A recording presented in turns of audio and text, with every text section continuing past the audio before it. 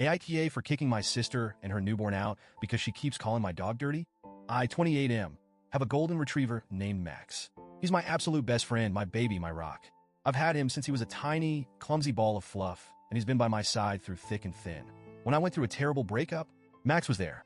When I lost my job and was spiraling into depression, Max was the only thing keeping me sane. The point is, this dog isn't just a pet to me. He's family. Now, enter my sister, Lisa, 32F. Lisa and I have always had a decent relationship. Not super close, but we got along well enough. She's never been an animal lover, but she was never outwardly hostile toward Max either. That is until she had a baby.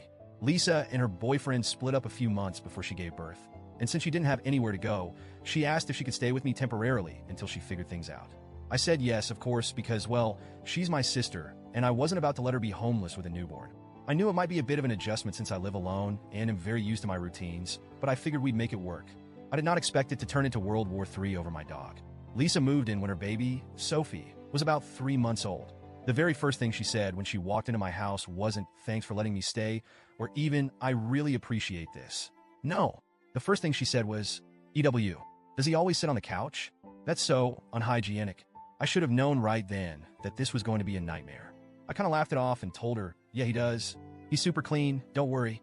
She made a face but didn't say anything else at first. Over the next few days, the comments kept coming. Dogs don't belong inside, especially not with a baby around. You know they carry bacteria, right? The baby's immune system is still developing. Can you at least keep him out of the living room while we're in there? I was shocked. I mean, yeah, I knew Lisa wasn't a dog person, but I didn't think she hated them. At first, I really tried to be accommodating. I agreed to keep Max out of the nursery because, fine, that's her space, and I get wanting to keep it baby-proofed. But it quickly became clear that wasn't enough for her. One day, I caught her with a bottle of disinfectant spray, soaking the couch where Max had been sleeping. I mean, the cushions were literally wet. "What the hell are you doing?" I asked. She looked at me like I was the crazy one. "I don't want my baby rolling around in dog germs," she said, like it was the most obvious thing in the world. I tried to explain that Max is bathed regularly, vaccinated, and probably cleaner than half the people she interacts with on a daily basis. But she wasn't having it. She kept saying things like, "It's just not safe for the baby," and "You wouldn't understand because you don't have kids." Over the next few weeks, she kept pushing the boundaries. First, she asked me to keep Max off the furniture entirely. Then she wanted me to keep him out of the living room when she and the baby were in there. Then she suggested I start keeping him outside. That was when I finally snapped and told her, "Lisa, this is Max's home. He is not an outdoor dog, and I'm not going to start treating him like he's some dirty street animal just because you have a baby." She acted all offended, like I had just insulted her child, and said, "So you're choosing a dog over your own niece?" I told her it wasn't about choosing anyone. It was about basic respect. I let her into my home, and I was happy to make reasonable accommodations. But I wasn't about to start treating my own dog like a second-class citizen just because she had a problem with him.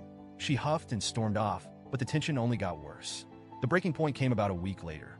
I had stepped out to grab some groceries, and when I came back, I found Lisa in the living room with Sophie on a playmat, and Max sitting a few feet away, just watching curiously. And then I saw it. Lisa kicked Max away.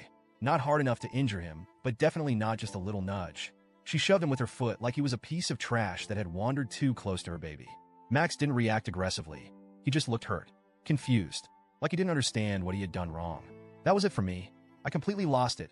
I yelled at her, telling her she had no right to treat my dog like that. She started yelling back, saying I was overreacting and that she was just protecting her baby. I told her she had such a big problem with Max. She needed to leave. She started crying, saying I was kicking out a single mother and her newborn over a dog.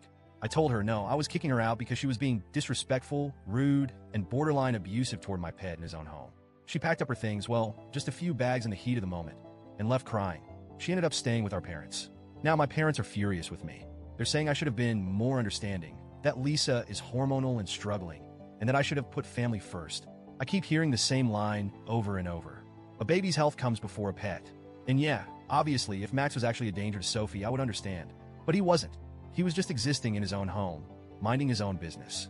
And Lisa was actively mistreating him. I feel guilty because, yeah, I did kick out a struggling new mom. But at the same time, I feel like I had to. She was making my home miserable. She was treating Max terribly. And she was acting like I was in the wrong for not wanting to exile my own dog. So, Reddit, AITA?